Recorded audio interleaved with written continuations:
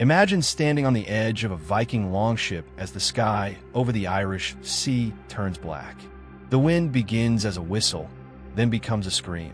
The waves rise like moving walls. Rain lashes your face so hard it feels like stone. The shore is gone. The stars are gone. The sun is gone. There is no compass in your hand. No lighthouse ahead. No engine to save you. No rescue coming. And yet, more than 1,000 years ago, Viking sailors crossed these waters again and again. They came through cold mist, sudden squalls, jagged coasts, and some of the most dangerous storms in Europe. They reached Ireland not once, but repeatedly. They raided it, traded with it, settled in it, and learned its shores. So the question is almost unbelievable. How did they do it? How did men in wooden ships, with no modern navigation tools, find their way through deadly Irish storms without vanishing forever into black water? At first, the answer sounds impossible. Because when we think of navigation, we think of devices. We think of needles, maps, screens, satellites. We think of direction as something that has to be given to us by a tool. But the Vikings lived in a different world. They were not looking down at instruments. They were looking up at the sky, across the sea, and into the behavior of the world around them. To them, the ocean was not empty. It was full of signs, and that changes everything. The Irish Sea was never a gentle road. Even today, it can turn violent without much warning. Sudden winds, freezing rain, sharp currents, hidden rocks, and thick fog can turn a normal crossing into a nightmare. For a Viking crew, one bad storm could mean a torn sail, broken oars, smashed hull, or men thrown into water so cold it could kill them in minutes. This was not a place for guesswork. A single mistake in open water could carry a ship far off course, straight into cliffs, reefs, or endless wandering. So if Vikings kept making these journeys, it means something important. They were not blindly throwing themselves into chaos. They had methods, they had knowledge, and most of all, they had training. The first surprise is this: they were not sailing blind. That is often the modern misunderstanding. We imagine that without a compass, ancient sailors must have relied mostly on luck. But luck does not bring fleets across dangerous seas again and again. Luck does not create repeated contact with Ireland over generations. Luck does not build settlements. Skill does. And Viking skill at sea was something terrifyingly real. These men grew up in a world where survival depended on reading nature correctly. A bad harvest could kill you. A bad winter could kill you. A bad journey could kill you. So from an early age, many would have learned to notice things most people today ignore completely. The angle of light, the smell of incoming rain, the shape of distant clouds, the shift in wind against the skin, the way birds circle, the way waves move beneath the hull. These are not small details. These are messages, and the Vikings became experts at listening. One of their greatest guides was the sun. Even without a compass, the movement of the sun gives direction. If you know where it rises, where it sets, how high it climbs, and how the seasons change its path, you could begin to understand where you are facing. A skilled sailor could use daylight as a living guide across open water, not with perfect modern accuracy, but with enough confidence to keep a course. And that matters more than many people realize, because navigation at sea was not always about knowing your exact point on a map. It was often about holding the right general direction long enough, carefully enough, to reach the region you were aiming for. The Vikings did not need digital precision. They needed practical survival precision. But then comes the real problem. What happens when the sky disappears? What happens when a storm rolls in and the sun vanishes behind thick gray cloud? What happens when fog closes around the ship and the heavens become useless? That is where the Vikings become even more fascinating. Because when the sky failed them, they did not become helpless. They turned to the sea itself. Experienced sailors can feel things that inexperienced people never notice. They can sense when wave patterns change. They can feel when the ship is being pushed differently. They can notice whether the swell is coming from one direction while the wind is pressing from another. They can tell when a current is pulling strangely beneath them. To someone untrained, it is just bad weather. To someone trained, it is information. Think about how extraordinary that is. In the middle of a storm, when most people would be overwhelmed by fear, the best Viking sailors were still reading the water. They were still gathering clues. They were still trying to understand where the ship was being taken and how to correct it. That did not make them invincible. It made them dangerous, because panic destroys judgment, but trained attention preserves it. And this is where the emotional truth of Viking navigation starts to emerge. It was not some magical power. It was discipline under pressure.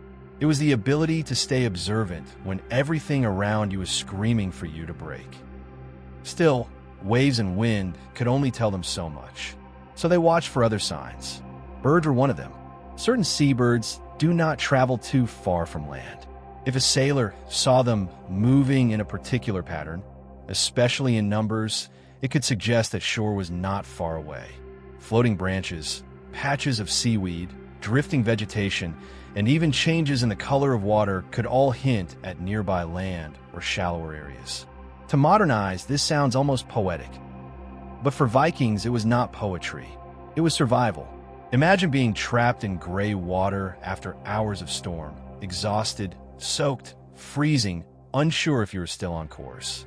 Then someone spots birds. Not just one, but several. Suddenly, the crew feels something powerful rise inside them. Hope. Not certainty. Not safety yet, but hope. And hope can keep men alive. That may be one reason Viking crews kept functioning even in terrifying conditions. They were trained not just to endure danger, but to search constantly for the next clue, the next sign, the next piece of the puzzle that said they were not lost after all. But here is the part many people miss. None of this worked without memory. Memory may have been the greatest navigation tool the Vikings had. These sea routes were not random one-time adventures. They were learned over repeated journeys. The knowledge of certain coastlines, currents, seasonal winds, dangerous passages, safe landing points, and storm patterns would have been remembered, shared, corrected, and passed down. A captain did not go out with empty knowledge. He carried an inheritance of experience. That makes Viking navigation less mysterious in one sense, and more impressive in another. Because it means what they had built was not just courage. It was a culture of remembered survival. A man who had crossed dangerous water before could teach others what to expect. He could tell them where certain winds turned cruel. He could describe the feel of the sea before storm. He could warn them about approaches to the Irish coast where rocks waited like teeth in the water. Over time, this created mental maps. Not paper maps, living maps. Maps carried in the mind, repeated in stories, sharpened by experience, and tested in the hardest classroom on earth, the sea itself. And still, even all of that was not enough unless they could survive the storm physically. Knowing where you are means little if your ship cannot endure what is hitting it. Viking longships were remarkable vessels. They were light, flexible, and built in a way that allowed them to handle rough water better than many people assume. Their shape helped them move quickly, and their design could absorb some of the stress of heavy seas. But a longship was not a floating fortress. In the wrong conditions, it was still terribly vulnerable. That meant the crew had to work constantly. They had to control sail when they could, row when they had to, balance the ship, respond to waves, and make hard decisions fast. Fight the sea the wrong way, and the sea would kill you. Turn badly, and a wave could strike from the side with devastating force. Push too hard, and gear could fail. React too slowly, and the ship could drift toward disaster. So, surviving a storm was not just about navigation. It was about teamwork. Every man mattered. Every movement mattered. In moments like that, the longship stopped being a collection of individuals and became one living thing, held together by discipline, fear, and desperate trust. And maybe that is one of the most powerful parts of this story. When we imagine Vikings, we often picture rage, raids, and battle cries. But out on storm water, what kept them alive was not wild aggression. It was coordination, memory, endurance, calm under pressure. That is a very different kind of strength. And yet the danger never truly went away. because the Irish coast itself could be just as deadly as the open sea. Reaching land did not mean safety. In bad weather, coastlines could become traps. Hidden rocks, jagged inlets, crashing surf, and poor visibility could turn arrival into shipwreck. The same shore that promised rescue could suddenly become the place where a voyage ended. So the final approach may have been one of the most frightening moments of all. After surviving the storm, after holding direction, after searching for signs of land, a crew still had to find a place to land without being smashed apart. That required local knowledge. It required caution. It required the ability to recognize coast shapes, river mouths, sheltered areas, and dangerous points. And over repeated contact with Ireland, the Vikings gained that knowledge. This is part of why they became such a force. They were not just bold enough to come. They became skilled enough to keep coming. And that leads to another question. Why risk it at all? Why cross such terrifying waters over and over again? The answer is simple, but powerful. Because Ireland was worth it. For raiders, it offered wealth, monasteries, movable treasures, captives, and status. For traders, it offered opportunity.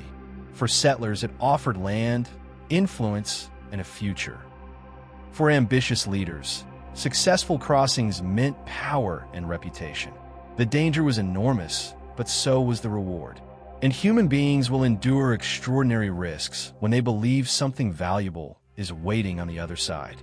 That truth did not begin with the Vikings, but they lived it with brutal intensity. Still, there is one more layer to the mystery.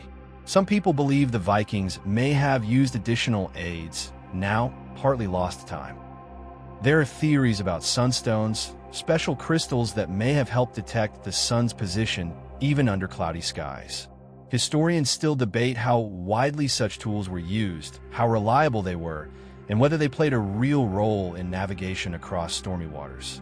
What matters here is not whether every theory is proven. What matters is that the question even exists, because it tells us something. It tells us the Vikings were so capable at sea that even now, people still wonder if there was some deeper secret behind their success. But maybe the real secret is less mysterious than that. Maybe the real secret is simply the human skill, when trained for generations, can look like magic to those who no longer possess it. Think about that. A modern person dropped into a storm at sea without technology would feel nearly blind. The Vikings were not blind. They had trained eyes, trained memory, trained instincts, and trained nerve. They lived close enough to nature to read what it was saying. Not perfectly, not always successfully, but often enough to cross waters that should have destroyed them. And we should not romanticize that too much. Many surely did die. Some ships were lost. Some crews never returned. Some storms won. The sea always collects its price. But the fact that Vikings kept sailing anyway tells us something profound about who they were. These were not men waiting for safe conditions and guaranteed outcomes. These were people willing to enter uncertainty with only skill, courage, and inherited knowledge to guide them. That does not make them mythical. It makes them terrifyingly real. Because the truth is, the Vikings did not conquer the Irish storms by overpowering nature. They survived by studying it. They watched what others ignored. They remembered what others forgot. They endured what others feared. And in doing so, they built a relationship with the sea that allowed them to move through one of the harshest environments in Europe with astonishing confidence. Not because the storms became less deadly, but because the Vikings became more prepared. So when you picture a longship disappearing into black Irish waters, do not imagine fools wandering at random. Imagine a crew under pressure, reading light, wind, wave, bird, current, and coastline. Imagine a captain carrying years of remembered routes in his mind. Imagine men cold to the bone, terrified but alert, fighting not just to stay afloat, but to understand the world around them before it kills them. That is a far more powerful image, and perhaps a more unsettling one too, because it reminds us that the greatest advantage the Vikings had was not a hidden machine or a miracle device. It was mastery, mastery of attention, mastery of endurance, mastery of the natural world. And that may be the most impressive thing of all. In an age before compasses guided every step, they created direction out of observation. In a world without radar, they found pathways in storm and darkness. In seas that could erase a man without leaving a trace, they learned how to keep going. That is why they reached Ireland. That is why they returned. And that is why their story still grips us now. Because deep down, this is not just a story about navigation. It is a story about human survival at the edge of chaos. If you enjoyed this video, subscribe for more powerful stories about Vikings, Ireland, hidden history, and the brutal survival skills of the ancient world. And if you want more stories that reveal how people survived impossible journeys long before modern technology, stay with this channel, because the past was far more intense than most people were ever taught.